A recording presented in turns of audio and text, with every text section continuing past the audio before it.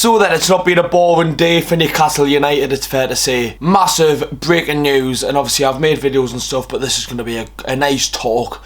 My thoughts on Alexander Isak wanting to leave Newcastle and explore something else.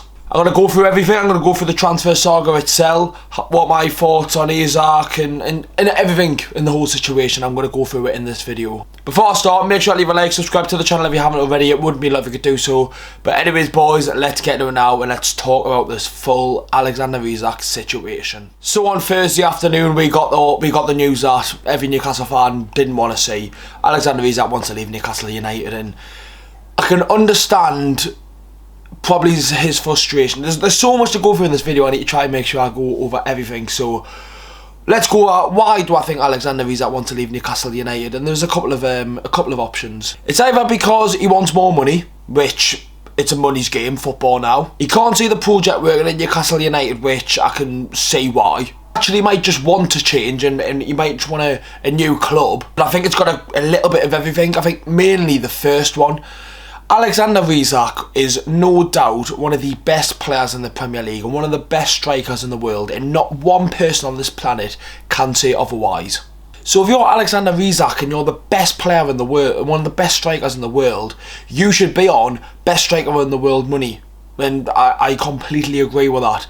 If Mbappe's on whatever, or Haaland's on whatever, Isak should be on around the same, and he's not at Newcastle United, which you've got to accept. He signed a contract whenever he's 3 seasons ago when he signed, and he's still got 3 years on that contract. Should he be given a new contract? In my opinion, if Newcastle want to keep him, yes. I understand it would put him on a lot of money, and you're looking at like other players in the squad, like players like Joe Linton and Tonali and Botman, who are massive players for the football club, who would be on nowhere near what Alexander Isak's on, which is another side you've got to look at. I do think the money has got definitely something to do with it, and if Newcastle United can't offer what Isak wants, then he isn't going to commit his absolute future to Newcastle United, because he wants something in life, and he'll want it, you know what I mean? It's what Eddie Howe said after the Celtic game. You've got to respect players' careers are so short, and you can't live life with any regrets, and he might be looking at that in this situation right now. I understand the project and all, because Newcastle, the last 4 transfer windows has been absolutely embarrassing. It really has been. The transfer window after we signed Tonali, right? Since then we've made one marquee signing in being Elanga, and he's obviously not played yet because he's just signed. But we've signed no marquee players, haven't really improved the team. Honestly, at the start of the 2023-24 season, Newcastle's squad was stronger then than what it is now, and that is really scary. The fact that we've got Champions League football again and we won a cup. Our squad was stronger 2 seasons ago.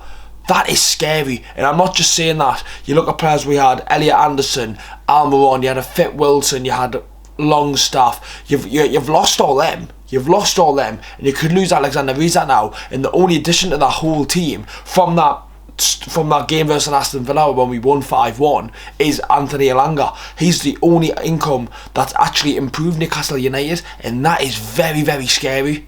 Isak might be sat there going, I understand because of PSR, but we've pissed about in this transfer window. We really have. Look at James Trafford, Liam Delap, João Pedro. We can't compete, and it's not all our fault. But you look at the Trafford deal, we've agreed personal terms for over a year, and we still kind of get the deal over the line, and he's going to go to Man City. It's like, transfer windows like this, you've got to be so bold, and teams aren't going to just accept bids for the sake of accepting bids. If they value a player at X amount and you offer lower than X amount, then they're not going to accept. Why? They've got no right to go, oh yeah, you know what, we'll give you this player for less money that we value him for. Yeah, you can have him. It doesn't work like that, and Newcastle have just been so titty-tat, and just for, oh, we'll try and scrape the money there and stuff like that. The amount of bids we've apparently had rejected from Burnley is an absolute joke, and we still can't get it done. Do I think Alexander Isak's happy at Newcastle? I think he is, at some extent, obviously. Obviously, he has said he wants to leave, but I think it's mainly the two reasons I've just went through there is why Alexander Isak wants to leave Newcastle. It's due to the project, and there's not really much of a project because we haven't signed any players and we haven't improved the team, which you can't blame the players or Eddie Howe, which you can't. And it quite clearly could just be money. He might just want more money. But I can't see him going to Saudi, and it will break my heart if he does go to Liverpool, because I would not want to play against him. For my view, looking at Alexander Isak, I always thought he would go for Barcelona or Real Madrid. If you watch interviews and stuff, he only ever watched La Liga when he was younger. He was at Real Sociedad. I think the perfect move for him, if everything was so perfect, would be Barcelona, because you look at Lewandowski's starting to get old, guaranteed Champions League football, unbelievable football club.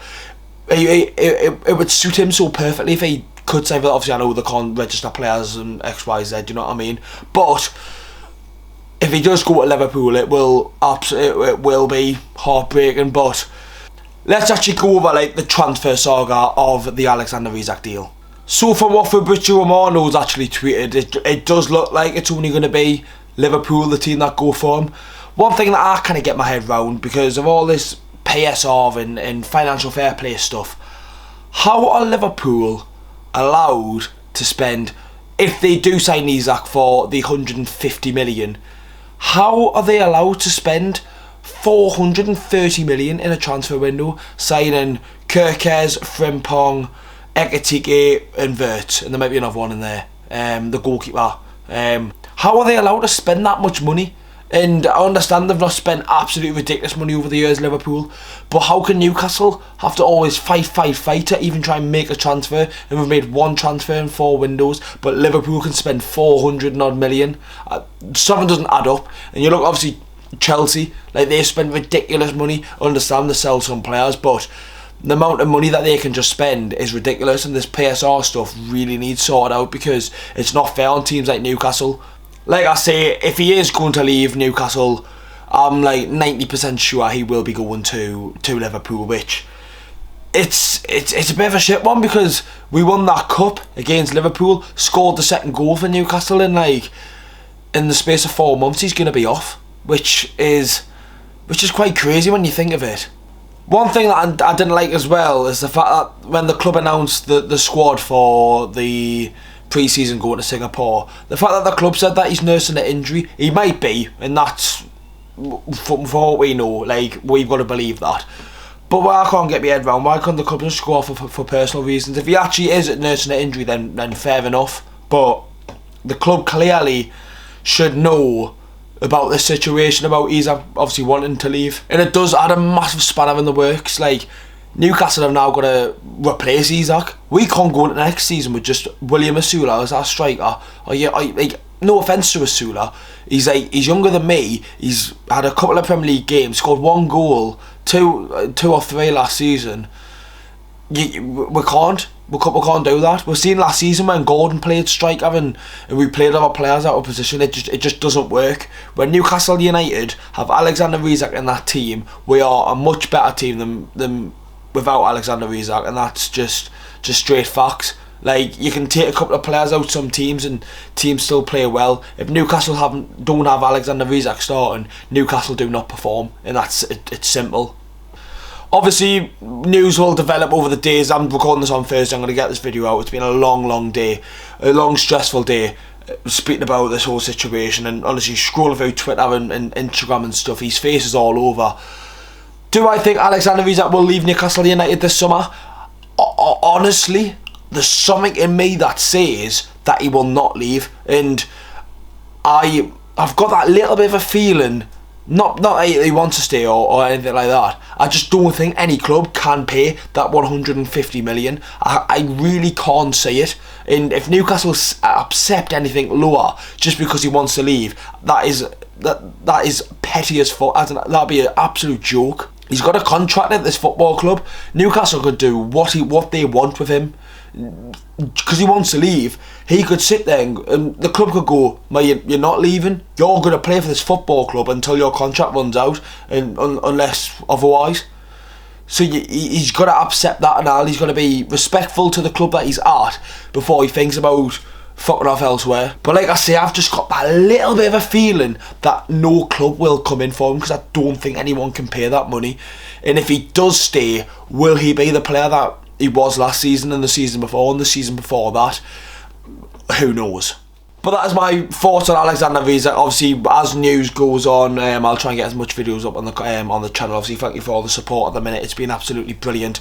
The YouTube Shorts, the TikTok, back with the videos for the new season, and we're going to try and get as much done as we can. Make sure to leave a like, boys, subscribe to the channel if you haven't already. Let me know your thoughts on the Alexander Isak deal and wanting to leave. Let me know in the comments. I'll see you all in the next one.